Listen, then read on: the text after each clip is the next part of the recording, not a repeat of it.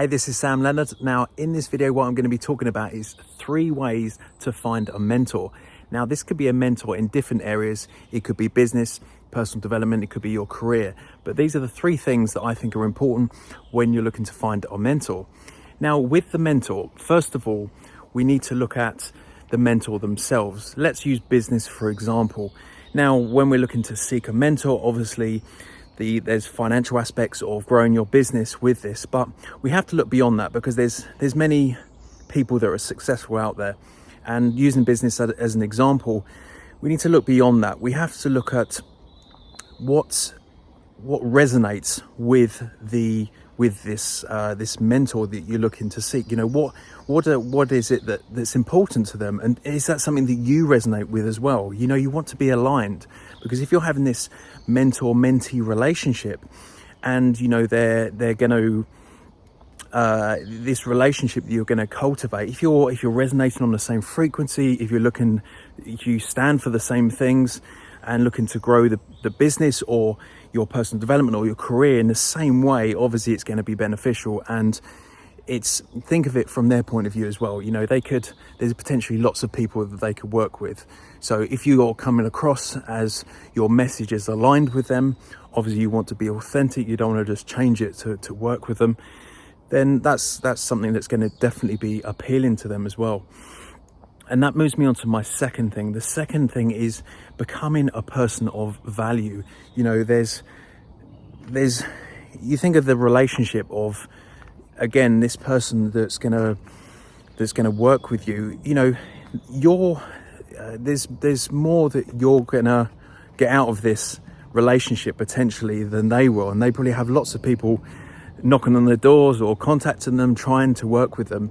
And you really have to become a person of value. You know, if you just go into this relationship from a one-sided perspective of what can I get out of this, then, you know, you're probably not going to appeal to them. If you're a person who's showing that you're taking your development seriously, whether it's your career development, your business, or your personal development, or whatever this mentor-mentee relationship would be, then that's something that's going to appeal to them.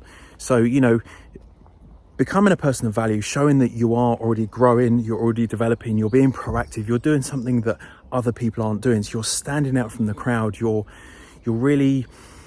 just showing that you're serious and you're moving in the right direction. You're just reaching out to them because you need that guidance that a mentor will provide. And that leads me onto the third step, or the third thing that is important here. And that's really being a good mentee.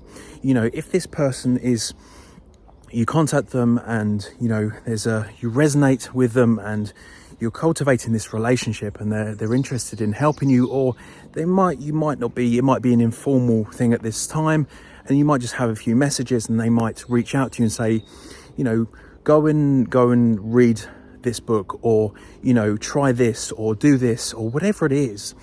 You've really got to be a good mentee. You've got to be a good student and actually do what they say. If you're not going to be coachable, if you're not going to be a good student, then, you know, they're not really going to want to work with you. It's pretty obvious. You know, if I recommend someone to read a book, if they reach out to me and they can't even read one book, then, you know, how are you going to build a business? How are you going to really take your personal development to the next level? Or how are you going to get that dream job if you can't even take the small steps, and you can't even respect the person and take your what they say serious enough to actually take the steps and doing what they say? And if you do that, if you take those steps and then you come back to them and you give them feedback and you're like, well, you know, this is what I did, you know, I learned this and this happened and this is how I've changed and this is the feedback I've got, you know, you're going to be above the crowd here, because this is not what most people will do. Most people won't take this level of action, and you're really going to stand out. And, you know, if that was me, if I was coaching someone and they took that level of action, then I really want to help them, because I would see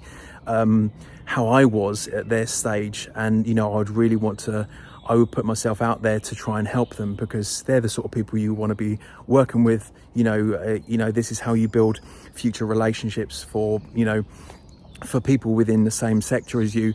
And this is, you know, these are the sort of people you want to be around with, because they're showing that proactive, that serious mindset. They're willing to do the inner work. They're willing to do go the extra mile, to be uncomfortable, to do the steps that it takes to get to the next stage.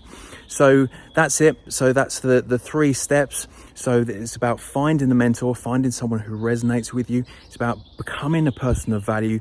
And third of all, it's about being a good student or being a good mentee and actually applying what it is that they tell you to do. So I hope those 3 steps helped you, and I look forward to seeing you on one of my other videos.